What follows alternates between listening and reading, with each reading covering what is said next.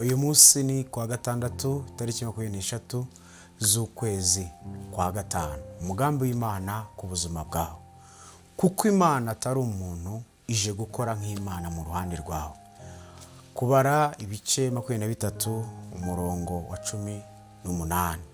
Imana si umuntu ngo ibeshye, kandi si umwana w'umuntu ngo yicuze. Ibyo yavuze no gukora ntizabikora. Hano ushyiremo ngo ntibikora cyangwa se ije kubinkorera. Ijambo ushaka kuryizera aka kanya rivuzwemo, aho ushaka no kuba utari tayari kuryakira ukarishyira mu mwaka utaha. Rero ndi kuvugana n'abiteguye kwakira muri aka kanya niba umwami yantumyeho. Ibyo yavuze ntiribo bigukorere. Imana no gukora ntizabikora. Ibyo yavuze mu kanwa kayo no gusohora ntibizasohora, ntibiri usohore. Yesu ashimwe cyane. Ndumva ngira ngo mvuge ibi byiciro by'abantu b'uburyo butatu. Uyu mugabo yaravuze ngo dore ntegetswe guhesha umugisha aba bantu. Yawubahaye yawubambura gute? Kankubwira ibintu bitatu bigaragaza ko Imana atari nk'umuntu. Nimara ndakubwira ibintu bitatu bigaragaza ko umuntu atari nk'Imana. Kandi niba utabasha kubona inyigisho yose, ushaka kujya kuri YouTube yacu urayibonaho yose. Ndabizi ko uza guhabwa umugisha. Rero yavuze ngo Imana si umuntu ngo ibeshye. Ibintu bitatu biranga umuntu ko ari umuntu. Icyambere, umuntu arahinduka. Cyo kimwe mu bimenyetso bizakwereka umuntu. Icya kabiri, umuntu arananirwa. Ashobora kugambirira neza ntanahinduke, ariko akananirwa gukora ikintu yagambiriye. Ibyo ngibyo ni ibimenyetso bishobora kugaragaza umuntu. Icya gatatu, umuntu aribagirwa. Niyo mpamvu rero bavuga ngo twibagirwe ibya kera. Nuko nyine bizi ko muri twe turemanyemo kwibagirwa. Imana ishimwe cyane. Kwibagirwa kandi si ukwibagiza. Hari itandukanyirizo hagati yo kwibagirwa no kwibagiza. Hanyuma rero hari ibintu bitatu biranga Imana. Imana ntijya yirengagiza, ntijya yibagirwa. Yababarira igakuraho, ariko ishaka no kwibuka yakibuka. Gusa yo ntijya yibagirwa. Shaka kukubwira ijambo, rero bavuga ngo ivuga ijambo ikarikurikirana imyaka ibihumbi n'ibihumbi. Ngicyo yarahiye iragikora. Kabiri, Imana ntigihinduka. Yesu ashimwe cyane. Icyambere, icya gatatu, Imana ntabwo ijya yivuguruza. Nuvuga ngo mu bintu byose Imana ifiteho ubushobozi, ifiteho ubutware, ifiteho imbaraga. Mu gihe gikwiriye bitegeka kandi ikabitegekesha imbaraga zayo. Ni umwizerwa mu byivuga. Imana si umuntu. Icyakora ibyara bitwa abana bayo ushaka kugira tumwe mu turemangingo twayo, bakaba bakorana n'Imana, bakaba bagendana n'Imana, bakaba bavugana n'Imana. Birashoboka ko hari ikintu Imana yavuganye n'ubuzima bwawe. Nawe ushaka kuba utakinibuka ko Imana yavuze ku buzima bwawe. Imana yakuntumyeho. Imana si umuntu. Iyo twamenye ko Imana atari umuntu, idashobora kwibagirwa, idashobora kunanirwa. Yuri zimwe muri karakteri z'Imana ntijya inanirwa. Bimwe twavuze biranga umuntu, iyo ntibiyiranga. Imana ishimwe. Umuntu ashaka kugambirira ikintu cyiza kikamunanira kugikora, ariko Imana yavuze ngo nzakugirira neza. Ni ukuri kugirira neza. Imana ishimwe cyane. Aho waba uri hose uyu munsi wa none, iyi weekend winjiyemo, reka umutima wawe wongere kuzirikana ijambo Imana yavuze ku buzima bwawe. Umva uko Luka havuga ari 38. Haravuga ngo kuko ari nta jambo Imana ivuga ngo rihere. Imana ishimwe cyane. Imana ijya ivuga ibintu bigasa naho byibagiranye, bigasa naho bitakizirikanwa, bigasa naho yabivuze izasaba inkunga abantu bazayifasha kubikora. Imana irabishoboye. Uyu munsi wa none tugira umutima wo guhimbaza Imana. Uhimbariza Imana kwibyivuga ibasha no kubisohoza, kwibyivuga ibasha no kubikora, kwibyivuga ibasha no gutegeka bikinjira mu murongo wabyo. Imana si umuntu ngo ibeshye, ntabwo yakubeshye. Bibiri konyereka avuga ngo hahirwa ubizera ko ibyo yabwiwe n'Umwami Imana bizasohora. Ese ibyo Imana yakubwiye urabyizeye? Haleluya. Kuramya Imana rero kugirwa n'ibice byinshi. Hari ibikorwa byiza umuntu akorera abantu, hari ibikorwa byiza akora mu murimo w'Imana, ku bakozi b'Imana. Ngira ngo murabizi byinshi bitandukanye. Hari kuririmba, mu ndirimbo, mu bihimbano bitandukanye, ariko kamubwire kimwe mu bikorwa biramya Imana ikumva ko iramijwe mu mwuka no mu kuri, niyo umwana wayo yizeye. Amen. Iyo umuntu yizeye Imana aba afashe ijuru akarihuza n'isi. Kambivuge gutyo. Murabizi ko ijuru ryitaruye isi pe. Ryitaruye isi ku gipimo cyo hejuru cyane. Iyo tugenda mu ndege, iyo uri kureba hasi ubona hasi naho hameze nk'uko iyo ureba hejuru haba hameze.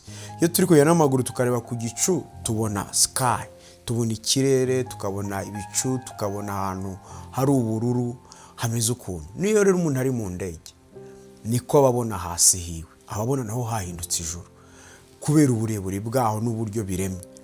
Ariko iyo umuntu yizeye Imana aba ameze nk'umuntu ufashe ahantu atabasha kureba hejuru y'indege, agafata no hasi atabasha kureba, akabihuriza hamwe byose akabigira ikintu kimwe. Iyo wizeye Imana uba uhuje ijuru n'isi. Iyo uhuje ijuru n'isi rero havamo ibitangaza bikomeye cyane, havamo amashimwe aremereye. Iyi weekend huza ijuru n'isi mu izina rya Yesu.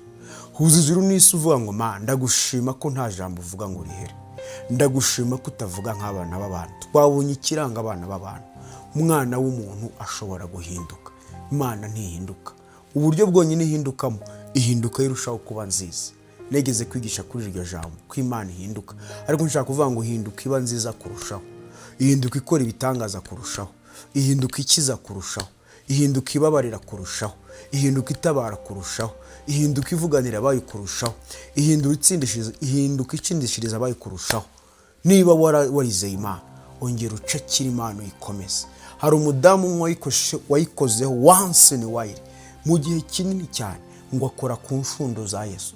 Ni inshundo gusa, Imana ishimwe cyane, ni inshundo ngo akozeho yakira igitangaza kiwe.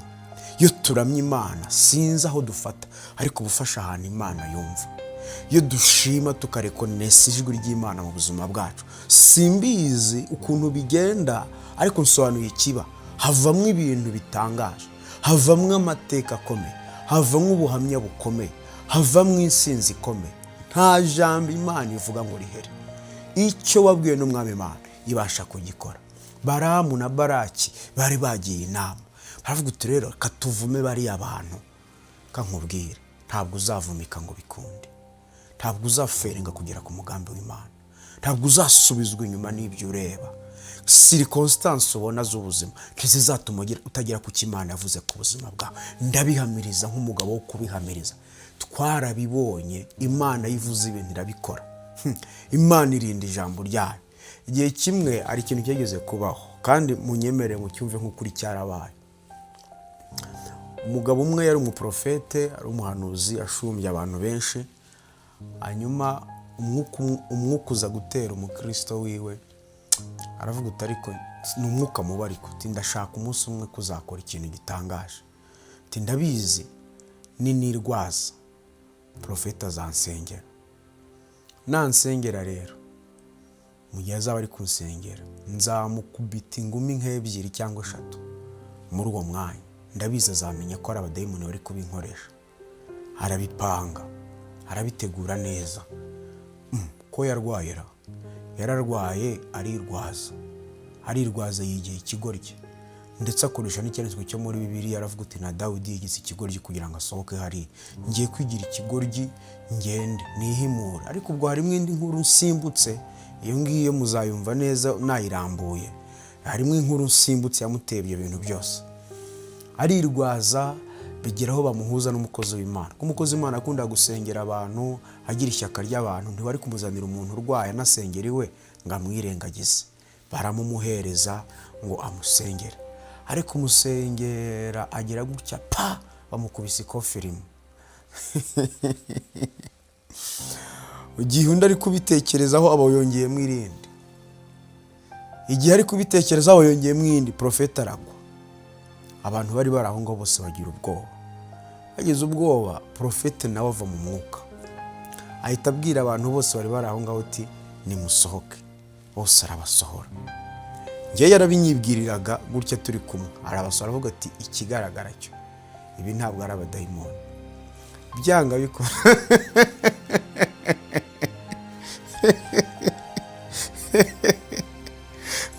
byanga bikunda hano harimo ikindi kintu kindi. Kandi niba ari n'abadayimoni, niba bibwiye inama yo kunkubita nkababara gutya, nanjye mbakubise bababara. Asohora abantu bose, arangije afata inkoni nziza, yari afite ikintu cy'igiplastike kiba ahantu gutya inyuma y'urugi. Arangije avuga uti dayimo, wankubise inkoni zinga, nkubise ingumi 3, ngiye kuzikuba inshuro 10. Arakubita. Mwenda ataravuga ati rega nabyikoreshaga, mbabarira, ni narabigambiriye. Mbabarira, saba dayimoni nibiki cyagiye wavuze ibintu ibi nibi birambabaza, ngambira gutya na gutya.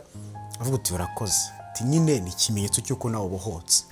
Arangije aramurekura aragenda. Niki ndashaka kuvuga rero, mu ntege nkeya z'umuntu umuntu ashaka kugerageza kwirwanirira. Mu ntege nke z'umuntu umuntu ashaka kugerageza gukoresha ubushobozi bw'ingano ariko yasohoka mu kintu ari kunyuramo.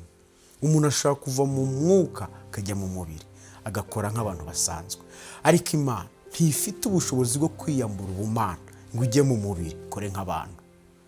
Uburyo iremanye urukundo rwishira uruta ibyaha byawe, biruta intege nke zawe. Yanagukunze ukiri mubi. Buryo umuntu agukunze uri mwiza nyuma ukaba mubi, niho abantu bajye bakomerekera.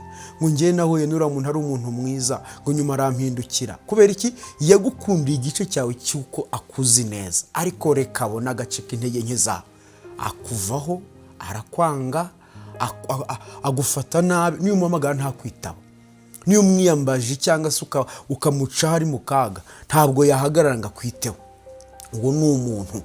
Ariko Imana mbabwiye ntijye yiyambura ubumana ngo yambare ubumuntu ngikubita abana ingome. Oya. Dufite abantu banze kumvira Imana. Imana ivuga ngo bacaha. Hano baciye aha muri iyi nzira kuko batari bazi ibintu Imana yaburizaga gucamo. Bageze imbere Satani arabagonga, abatwara amapiyesi amwe n'amwe y'imibiri yabo. Bagaruka bavuga ngo Imana ngo yatwaye ingingo zacu, ngo yaratumugaje, ngo yatwaye abacu, yagize gute. Oya, ahantu waciye hari hategekeye biriya byago byose. Yuca hari safe wari kugira, hari protection wari kugira, hari uburinzi, hari ubudahangarwa wari kugira, hari amashimwe wari kugira. Ariko kuko washatse kuyoborwa na mekanizme yawe ukidefenda ngakumva ko uri right, then wasanze devil ari prepare agukubita tanzitse. Ariko igihe cyose duhinduke tugakurikira Imana, nubwo iyo nzira yabigo yo kwizera, duhura n'ukuboko kw'Imana, kuko ari nta jambo Imana ivuga ngo rihere. Baramu na Baraki bashaka kuvuma, ariko byari gukunda kuko bari barahawe umugisha, bari baravuzweho n'Imana, bagombaga kugira ku Imana yavuze ku buzima bwabo. Ndagira ngo usoreze aha ngaha. Nawe wari uri kwibaza ngo si by'Imana imbwira nzahura nabyo gute, nzabyinjiramo gute? Nawe igihe cyawe ni iki ngo be mu Imana avuze ku buzima bwawe. Nkundi y'indirimbo ivuga ngo ubwami bw'Imana iyo bwaje abantu bagwiza imbaraga, imitima yari yihebye ikongera gushima Imana. Nawe igihe cyawe ni iki? Wowe mu Imana avuze ku buzima bwawe. This is your time. Igihe cyawe ni iki ngiki. Ntunanirwe, ntucogore, ntucike intege. Kandi ndabizi ko Uwiteka arazakomeza kugenda baganiza kuri iri jambo. Ndabizi ko n'abandi bakozi Imana bari kuganirizwa no mu bundi buryo, bari kuganizwa ku kijyanye no kugendana n'Imana no kwizera Imana. Ibyo byose rero ndabizi neza ko biza kugenda bibahesha umugisha. Mukomeze gukurikirana n'ubundi butumwa muza kugenda mubona. Ndabizi ko Imana ibateganyirije ikintu gikomeye. Muhabwe umugisha. Mana nziza, ndagushimiye, ndaguhimbaje ko ugira neza. Ushimiye kubw'uyu munsi wa none, natuye umugisha ku bantu bose bakurikira message y'uyu munsi, ndetse cyane cyane ukubiri babandi bajya basangiza abantu ubutumwa bwiza. Baho umugisha Mwami, ubororotse. Inkuru mbi zigera kure kuko hari umwanzi uzamamaza abantu bakazibona. Ni nziza zigera kure kuko hari abantu bizeye bagize uruhare rwo kuzisangiza abandi ntibabyihererane. Erega yo bihererana umuzuko wawe, bakihererana imbaraga z'umusaraba, bakihererana ibyiza bakubonanye. Ba Petero ntibahamirize ko wazutse, ba bagabo b'ibigoryi bari baguriwe bakagenda kuvuga ngo intumbi bayibye. Iyo biza kuba iyo nkuru nta yindi yayivuguruje, utwaje kuba tuzi ko intumbi yayibwe. Ariko impamvu twamenye ko itibwe, hari abantu basangije abandi ayo makuru bayabwira abandi. Mwami rero nsabye umugisha abantu basangiza abandi ubutumwa bwiza bw'ijambo ryawe. Ntibabikora kubw'inyungu z'ikintu icyo ari cyo cyose, keretse kugira ngo wowe umenyekane muri message y'uyu munsi, isi yose ihabwa umugisha. Natiye umugisha rero ku isi yose no ku bakunzi b'ubutumwa. Ndabizi ko hari abanyandikira bambwira ngo ntibumva ururimi tuvuga, ngo ariko bapfa gutega amatwi gusa. Mwami nabo bajye bakira umugisha uva mu kumva ubutumwa bwiza, bahabwe umugisha, bakomezwe nawe, bagirirwe neza nawe kugeza igihe gikwiriye, no mu ndimi zabo bazajya bumva ubutumwa bw'ijambo ryawe. Ndagushimiye kubw'iyi message ushize ku mutima wacu, ndetse Mwami n'uburyo uri kugenda uyitangaza mu mitima y'abera bawe n'abandi uri kugenda uganiriza kujyanye n'igihe cyawe cyo gukora ibikomeye n'ibitangaza. Turakwizeye Mwami, turakwiringiye mu izina rya Yesu Kristo. Ukomeze kutuganiriza, kuduhugura, kutugira inama, kudutegura kwinjira mu mugisha wawe, isi kubone mu buryo bwiza mu izina rya Yesu Kristo. Amen.